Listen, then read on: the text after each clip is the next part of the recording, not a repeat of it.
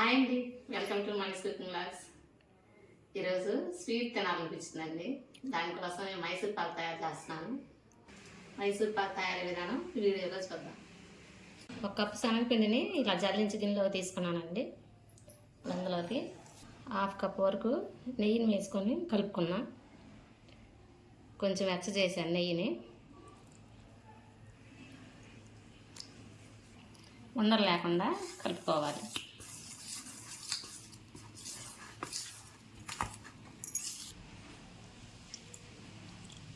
కానీ నూనె కానీ ఇలా వేసుకొని కలుపుకోవాలండి. అంటే మనం పాకం చేసేటప్పుడు పంచదార పాకంలో పిండి వేసినప్పుడు ఉండలు కట్టకుండా ఉండటం కోసం ఇలా ముందుగానే నెయ్యి కానీ నూనెలో కానీ ఇలా ఈ విధంగా కలిపి పెట్టుకుంటే ఉండలు కట్టకుండా ఉంటాయి. ఈ విధంగా కలిపి ఉండలు లేకుండా పక్కన పెట్టుకోవాలి.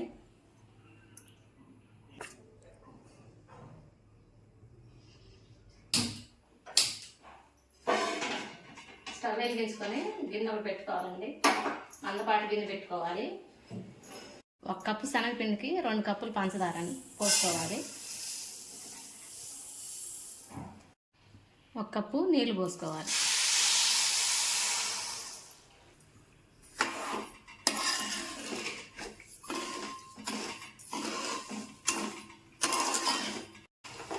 పంచదారని కరిగించుకొని తీగ పాకం వచ్చేదాకా ఉంచుకోవాలండి.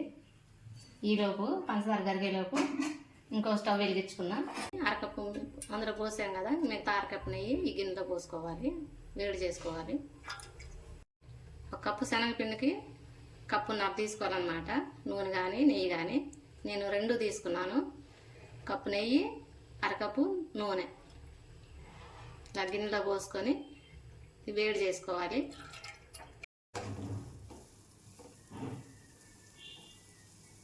ఇలా తేగ పాకం వచ్చినప్పుడు మనం శనగపిండి మిశ్రమాన్ని వేసుకోవాలండి.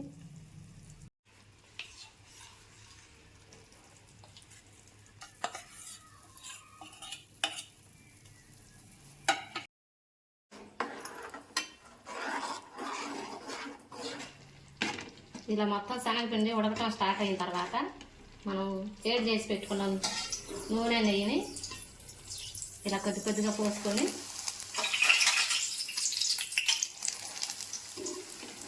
నూనె అంతా శనగపిండి పీల్చుకునేంత వరకు ఇలా కలదిస్తూనే ఉండాలి. నూనె పీల్చుకున్న తర్వాత మళ్ళీ ఇంకొక గంట నూనె కానీ నెయ్యి కానీ వేసుకొని మళ్ళీ నూనె అంతా అబ్జర్వ్ చేసుకునేంత వరకు తిప్పుతూ ఉండాలి.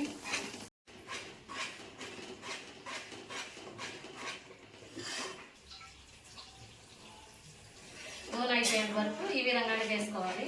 నూనె ఎప్పుడు కూడా వేడిగానే ఉండాలండి, చల్లారిపోకూడదు. మిగిలిన నెయ్యి కూడా ఇందులో వేసేసుకున్నా.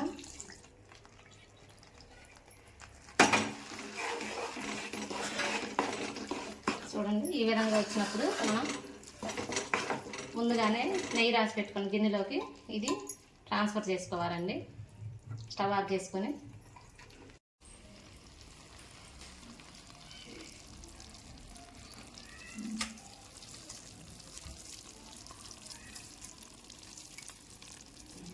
ఇలా మొత్తం నెయ్యి రాసిన గిన్నెలోకి తీసేసుకోవాలి. ఇది గట్టిగా అదం కాకండి, అదంకుండా ఇలా పైపైన అంత సమానం చేసుకొని కొంచెం ఇట్లా ట్యాప్ చేస్తే సరిపోతుంది. మరి గట్టిగా కాకుండా ఇలా పైపైన ఇలా సాఫ్ట్గా ఉంటే మనకి మైసూర్ పాకు గుల్లగా వస్తుంది. వేడిగా ఉన్నప్పుడే మనకి పీసులు కట్ చేసుకోవాలండి. తర్వాత కట్ చేయడానికి కుదరదు, గట్టిగా అయిపోతుంది కదా అప్పుడు.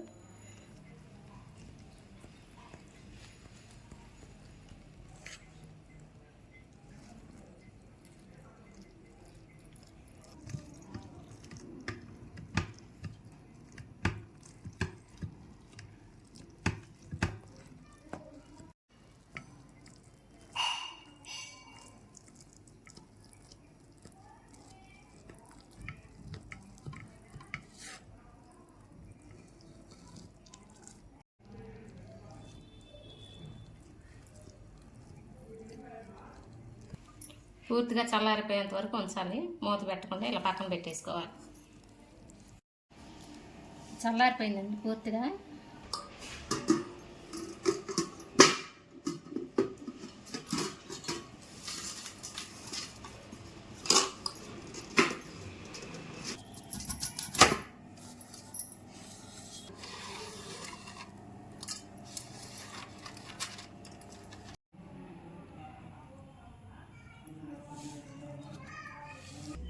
మైసూర్ పాకుని కేక్లా కట్ చేస్తున్నాను చూడండి ఫ్రెండ్స్. కొత్త రకం మైసూర్ పాక్.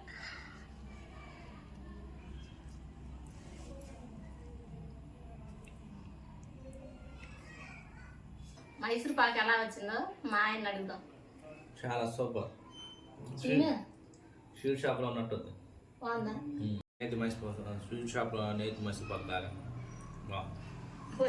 నిజం చెప్పు, అమ్మ అడిగిందని చెప్పావా? మైసూర్ పాకు షేపులు సరిగ్గా రాలేదు కానీ టేస్ట్ మాత్రం చాలా బాగుంది ఫ్రెండ్స్. నేను ఇక్కడ పొరపాటు చేశాను. ఏంటంటే అది బాగా వేడిగా ఉన్నప్పుడే నేను ఘాట్లు పెట్టాను. అలా పెట్టుకోవద్దు. వేడి మీద ఘాట్లు పెడితే ఆ వేడికి ఘాట్లు అనేవి కలిసిపోతాయి. మనం తీసినప్పుడు పీసులుగా రావు. అందుకని కొంచెం చల్లారిన తర్వాత కొద్దిగా గోరువెచ్చగా అయిపోయినప్పటికి ఘాట్లు పెట్టండి. అప్పుడు మనం ఏ షేప్ కట్ చేస్తామో ఆ షేపు అలా యాజ్ ఈజ్గా వచ్చేస్తాయి. దానివల్ల ఇప్పుడు నాకు ఇలా షేప్ ఒకటి వచ్చింది. అయినా టేస్ట్ చాలా బాగుంది. చూడండి,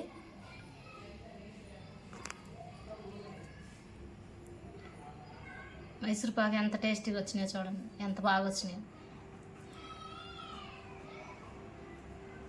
నేను బాగా వేడిగా పోసినమ్మటే ఘాట్లు పెట్టేశాను. అలా కాకుండా 1 గంట తర్వాత ఘాట్లు పెట్టండి, బాగా వస్తాయి.